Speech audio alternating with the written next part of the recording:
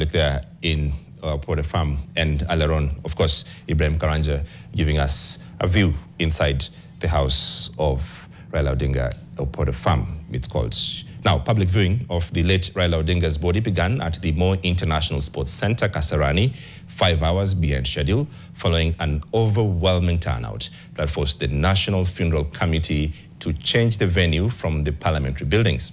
The viewing ceremony was led by President William Ruto, who arrived alongside Mama Ida Odinga and members of the Odinga family. Rose Wangoi takes us through the details of that. At exactly 4:30 p.m., Raila Odinga's body laid in state at Kasarani Stadium, draped in the national flag and ready for viewing. The flag was gently removed, marking the start of the solemn exercise.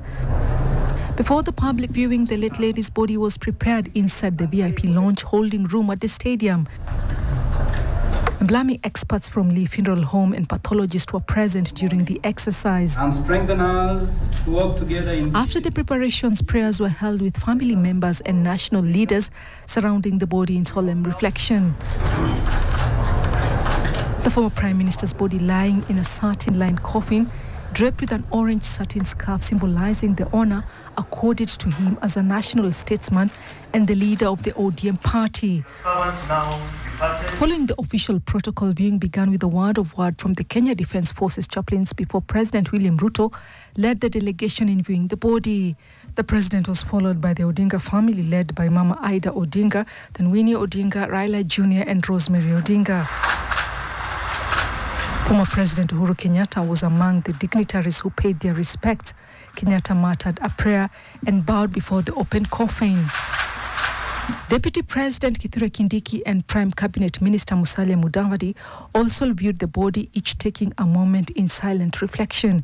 Other leaders followed thereafter. After the official viewing by national leaders and the family, members of the public began filing past the casket to pay their last respects to the man fondly remembered as Kenya's opposition icon and statesman. The viewing of the body concluded moments before 8 p.m. and the cottage left Kasarani Stadium for Lee Funeral, where the body will be preserved for the night. A state memorial service, which will be held at Nyayo National Stadium on Friday, is set to begin at 9 a.m. The service will be followed by another public viewing of the body ahead of Sunday's burial at Kangoka Jaramogi in Siaya. The National Committee on the state funeral of the late Prime Minister, Raila Odinga, is grateful to the thousands of mourners